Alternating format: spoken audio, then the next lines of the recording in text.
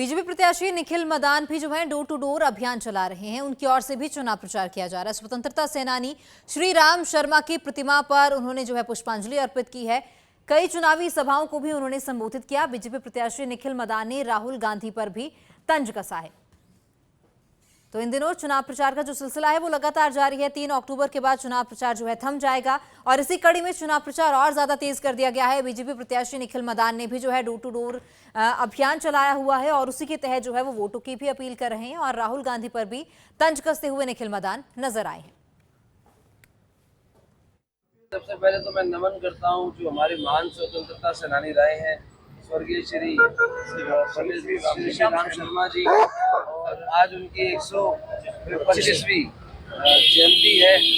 मैं उनको नमन करता हूं जिन्होंने हमारे देश के लिए बलिदान दिया। और आज चुनाव के माहौल के अंदर जो जनसंपर्क चल रहा है, लोगों का भरपूर आशीर्वाद मिल रहा है और मैं समझता हूं कि आज सोनीपत की जनता ने तय कर लिया है कि सोनीपत के अंदर कमल खिलाना और हरियाणा के अंदर तीसरी बार भारतीय जनता पार्टी की सरकार लाना। जो पहले दौरा हुआ था तब भी सोनीपत विधानसभा में 36,000 से सोनीपत विधानसभा में 36,000 से कांग्रेस को हार मिली थी।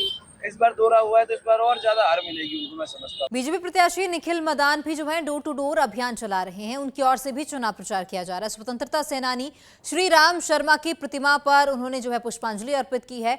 कई चुनावी सभाओं को भी उन्होंने संबोधित किया। बीजेपी प्रत्याशी निखिल मदान ने राहुल गांधी पर भी तंज कसा है। तो इन दिनों चुनाव प्रचार का जो सिलसिला है वो लगातार जारी है। 3 अक्टूबर के बाद चुनाव प्रचार जो है थम जाएगा और इसी कड़ी में चुनाव प्रचार और ज्यादा तेज कर दिया गया है। बीजेपी प्रत्याशी निखिल मदान ने भी जो है डोर टू डोर अभियान चलाया हुआ है और उसी के तहत जो है वो वोटों की भी अपील कर रहे हैं और राहुल गांधी पर भी तंज कसते हुए निखिल मदान नजर आए हैं।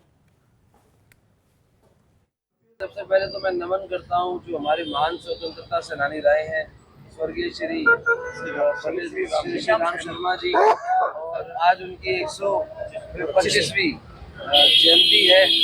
मैं उनको नमन करता हूं जिन्होंने हमारे देश के लिए बलिदान दिया। और आज चुनाव के माहौल के अंदर जो जनसंपर्क चल रहा है, लोगों का भरपूर आशीर्वाद मिल रहा है और मैं समझता हूं कि आज सोनीपत की जनता ने तय कर लिया है कि सोनीपत के अंदर कमल खिलाना और हरियाणा के अंदर तीसरी बार भारतीय जनता पार्टी की सरकार लाना। जो पहले दौरा हुआ था तब भी सोनीपत विधानसभा में 36,000 से सोनीपत विधानसभा में 36,000 से कांग्रेस को हार मिली थी।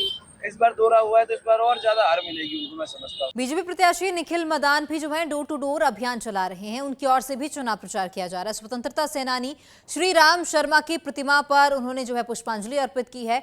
कई चुनावी सभाओं को भी उन्होंने संबोधित किया। बीजेपी प्रत्याशी निखिल मदान ने राहुल गांधी पर भी तंज कसा है।